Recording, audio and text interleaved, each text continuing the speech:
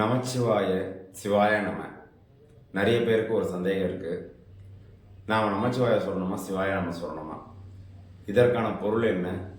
அது மட்டும் இல்லாமல் ஒரு முக்கியமான ஒரு விஷயம்,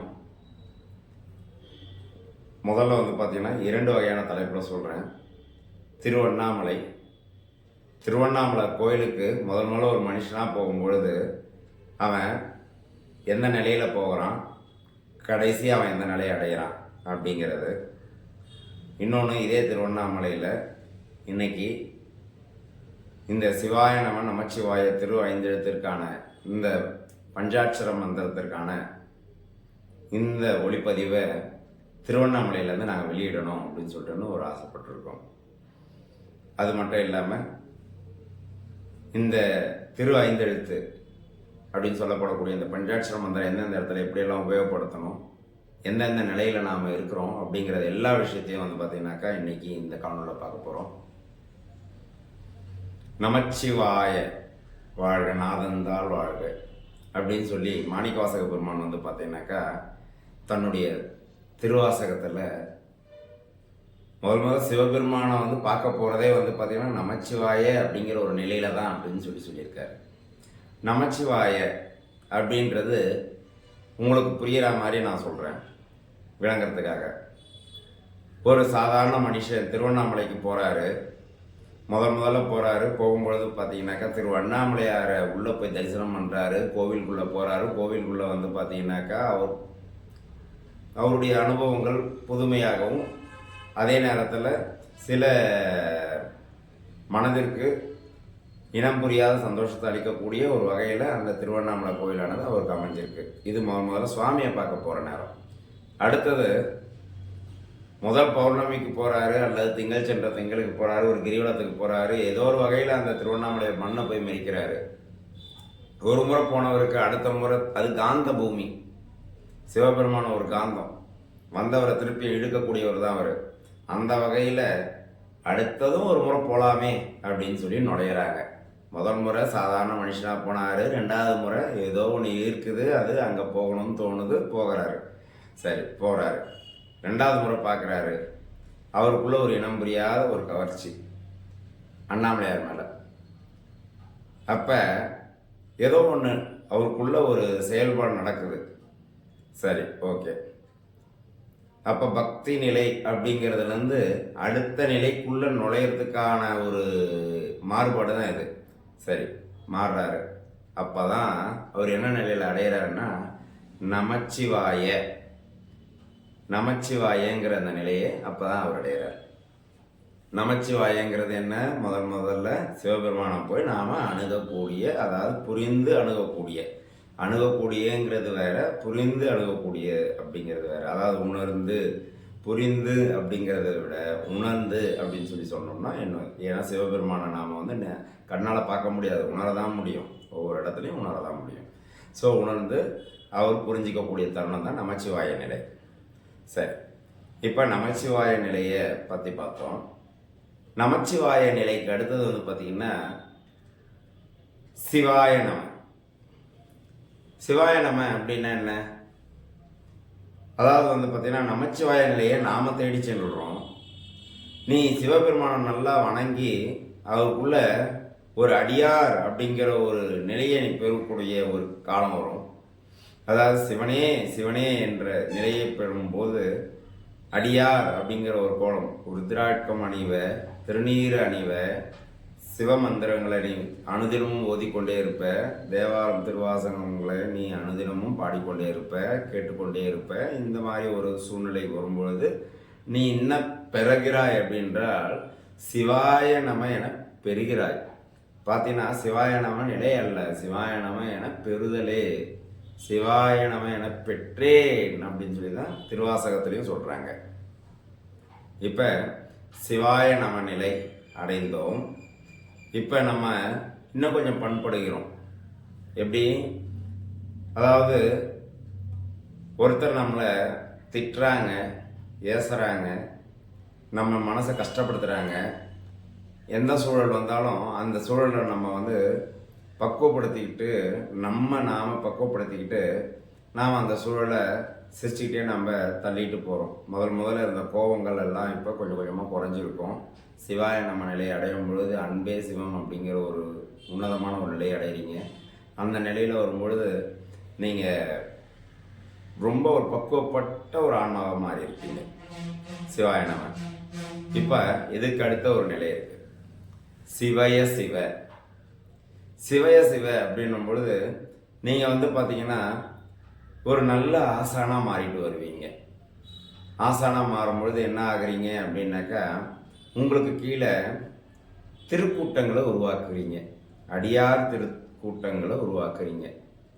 அவங்களுக்கு தேவாரங்களையும் திருவாசகங்களையும் திரு ஐந்தெழுத்துக்களுடைய மகிமையும் நீங்கள் அவங்களுக்கெல்லாம் சொல்லிக் கொடுக்குறீங்க. சொல்லிக் கொடுத்து அடியார்களை உருவாக்குறீங்க. அந்த அடியார்களுக்கு தேவையான சைவ சமயத்தை பற்றி போதனங்களை நீங்கள் கொடுத்துட்ருக்கீங்க. இப்படி போதிக்கக்கூடிய அளவுக்கு நீங்கள் வரும்பொழுது நீங்கள் ஒரு குரு அப்படிங்கிற ஒரு ஸ்தானத்தை பெறுறீங்க. அதுதான் பார்த்தீங்கன்னா சிவய சிவ அப்படிங்கிற ஒரு நிலை. இப்போ சிவய சிவ இந்த நிலையில் வரும்பொழுது நீங்கள் அதிகப்படியான அடியார் கூட்டங்களை உருவாக்கி தொண்டர்தம் பெருமை கூறுதற்கு இன்னா பற்றாது அப்படிங்கிற அளவுக்கு அடியாருடைய தொண்டுகளை நீங்கள் மென்மேலும் பரவ செய்கிறீங்க. இது சிவய சிவநிலை. இப்போ அடுத்த நிலை சிவசிவ நிலை. சிவசிவ நிலை அப்படின்னும்போது பார்த்தீங்கன்னாக்கா, இந்த உடல் மறையக்கூடிய அந்த நேரத்தில் நீங்கள் ஒரு அருளாளராக மாறக்கூடிய அந்த தருணத்தில் சுவாமியுடைய திருவடியை தொடக்கூடிய நேரத்தில் நீங்கள் இங்கே அடியார் கூட்டங்களையும் சுவாமியுடைய பெருமைகளையும் இந்த பூமியில் நீங்கள் போன பிறகும், இந்த உடல் மறைந்த பிறகும் இங்கு உங்களுடைய நாமத்தை அனுதினமும் சொல்லக்கூடிய மாணாக்கர்களையும் திருக்கூட்டங்களையும் நீங்கள் உருவாக்கி செல்கின்றீர்கள். சிவசிவ அப்படிங்கிற ஒரு நிலை, உன்னதமான ஒரு நிலை, திருவடி. இதற்கு அடுத்த நிலை சி அப்படின்னு சொல்லப்படக்கூடிய ஒரு நிலை. அந்த சிங்கிற நிலை அப்படிங்கிறது பார்த்தீங்கன்னா இரண்டரை கலத்தல். அதாவது ஒன்றோடு ஒன்று கலத்தல். கண்டிப்பாக அதற்கான யோகியதை நமக்கு கிடையாது அப்படிங்கிறத சொல்கிறதுக்கு கூட எனக்கு தகுதி கிடையாது, எனக்கு கிடையாது. ஏனென்றால் நான் செய்யாத பாவங்கள் கிடையாது. எத்தனையோ பாவங்கள் செய்து கொண்டு தான் இருக்கின்றேன். இன்னமும் செய்து வேணும். இன்னமும் இந்த பிறப்புக்கு இன்னும் எத்தனை வினைகள் உள்ளதோ, எத்தனை கர்மாக்கள் உள்ளதோ அத்தனை கர்மாக்களையும் நாம் பணி செய்து கொண்டு தான் போகின்றோம். இந்த சீங்கிற இந்த நிலையில் பார்த்தீங்கன்னா அத்தனை பதிகங்களையும் பாராயணங்களையும் பாடி அந்த மனிதன் அத்தனை பக்குவ நிலையை அடைந்து அந்த நிலைகளுக்கு அடைந்து ஞானம் பெற்றவனாக உயர்ந்த நிலைக்கு சரியே கிரியை யோகம் ஞானம் என்கின்ற இந்த நிலையில் ஞானம் பெற்றவனாக அத்தனை நிலைகளையும் மாறி அவன் ஞானம் பெற்றவனாக சிவத்தோடு கலக்கும் ஒரு சூழல். இது மிக மிக மிக ஒரு கடினமான ஒரு சூழல். இது அனைவருக்கும் சரியா நேருமா அப்படி என்பது சரியா சொல்ல முடியாது. சரி, ஓகே. இப்போ இந்த 5 எழுத்து 5 மந்திரங்களை நான் சொன்னேன். நம சிவாய, சிவாய நம, சிவய சிவ, சிவ சிவ சி. சரி, இப்போ நமசிவாய அப்படின்னா என்ன, சிவாய நமன்னா என்ன, சிவய சிவனா என்ன, சிவசிவனா என்ன, சீனா என்ன அப்படிங்கிறத பற்றி தனித்தனியாக நம்ம பார்க்கலாம். நமசிவாய அப்படிங்கிறது பார்த்தீங்கன்னா ஸ்தூல பஞ்சாட்சரம். சிவாய நம சூட்சும பஞ்சாட்சரம். சிவய சிவ அதிசூட்சும பஞ்சாட்சரம். சிவ சிவ காரண பஞ்சாட்சரம். சி அதிகாரண பஞ்சாட்சரம். நல்லா தெரிஞ்சுக்கங்க. நமசிவாய அப்படிங்கிறது ஸ்தூல பஞ்சாட்சரம்னு சொல்றோம். இந்த ஸ்தூல பஞ்சாட்சரம் அப்படிங்கிறது சிவபெருமான பற்றக்கூடிய ஒரு தருணம்.